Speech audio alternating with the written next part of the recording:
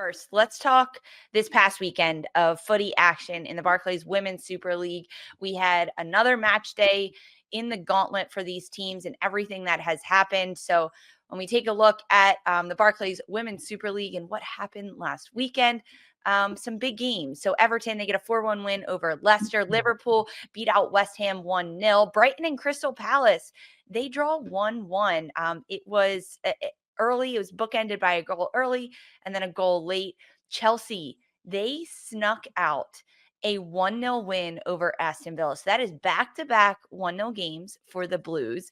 After all the hoopla that was the signing of Naomi Girma and bringing everything in, but Chelsea somehow, Darian, they still escape. They still get 3 points, even when they're not playing their best football. What is it about Sonia Bonpastor and this Chelsea team that continuously just wins? It's inevitable, honestly, when you watch them.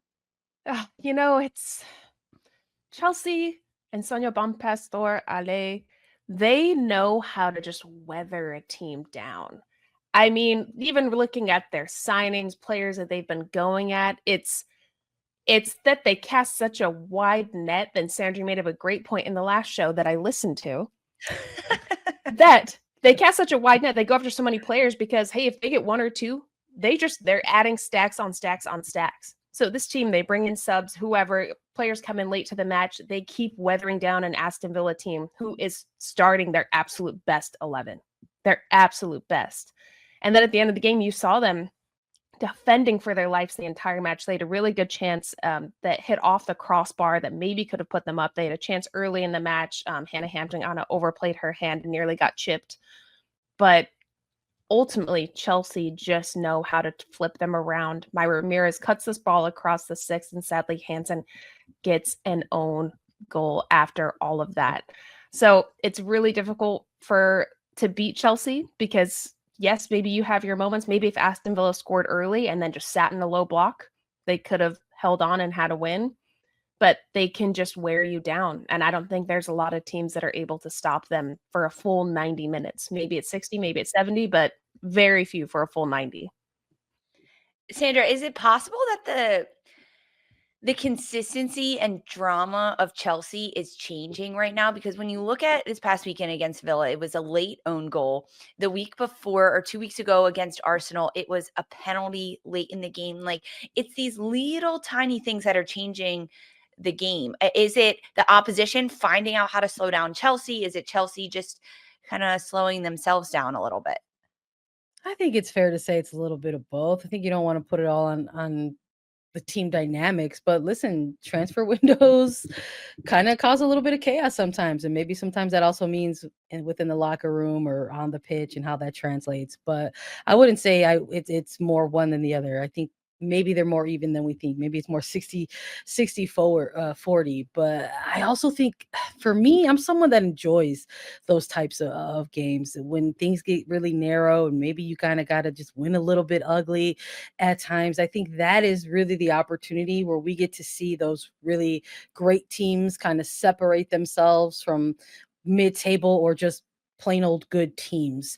It's in those moments where you kind of have the opportunity to kind of show a little bit of who you are, because it's not always going to be dominance. It's going to maybe look a little bit tricky. You're going to get tested with some things. When you are the best team in the league, other teams are going to bring their best game plan.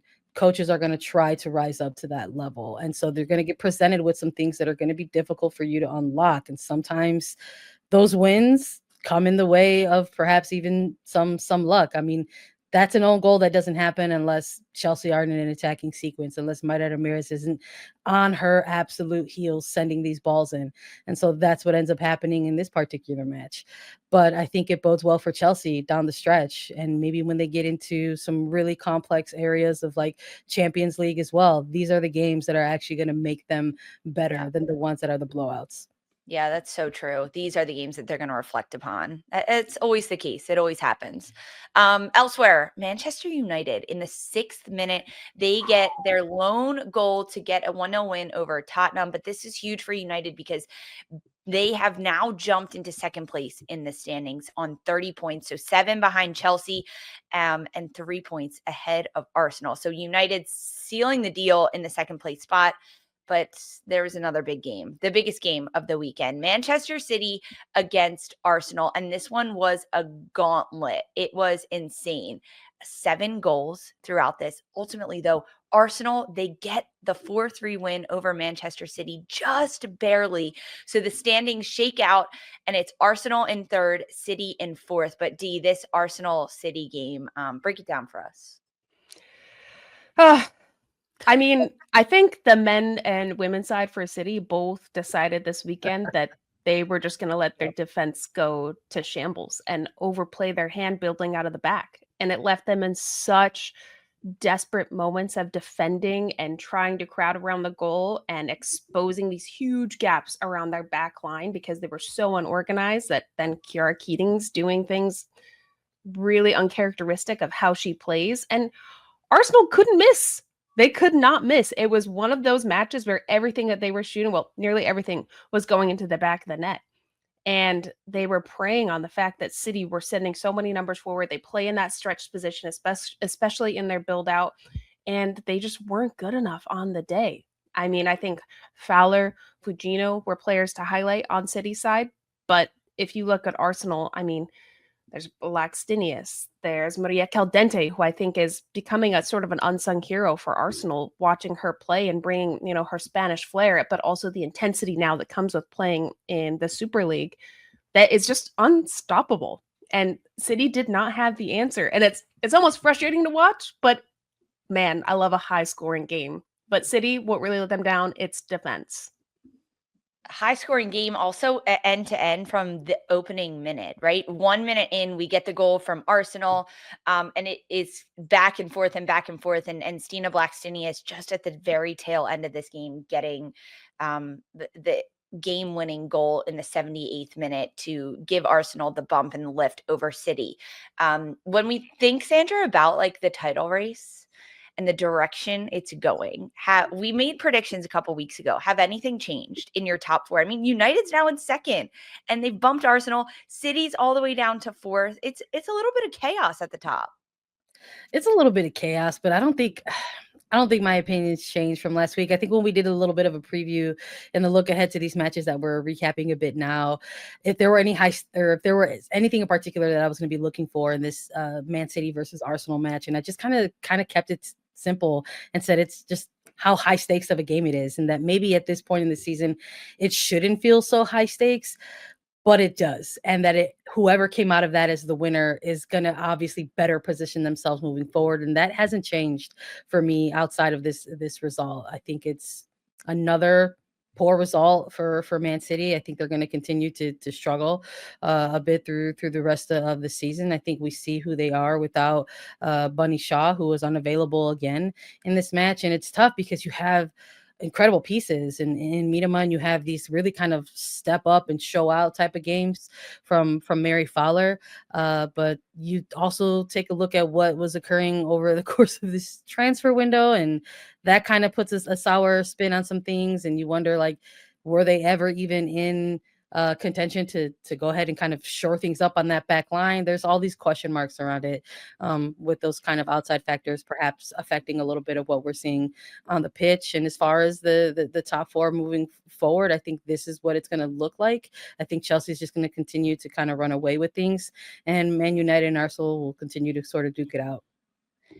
The issue with the City now having all these star players that they do, right? Bringing in Caroline, the Brazilian international, it's that they're not up to par right yet. I mean, even we saw Caroline, she came in off the bench. Bunny Shaw, she did make an appearance in the second half of this game, which it gives her 100 appearances for Manchester City, but she's also coming off of an injury. So it's taking a little bit when City don't have that. They don't have time right now in order to make that up, because the games when you're playing against the top 4, against Arsenal, these are the ones City has to win in order to contend for the title and be at the top. It's interesting. We're only 13 match days in.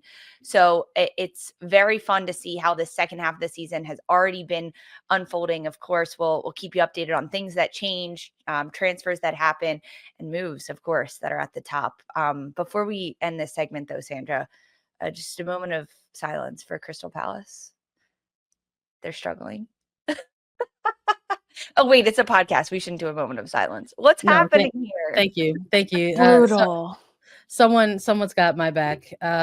Listen, I made a joke at the beginning of this season, and now we're all leaning into it, and I'm sticking with it. I'm going to stick with Crystal Palace, and I'm just going to say that I appreciate them being so tough, man, so tough.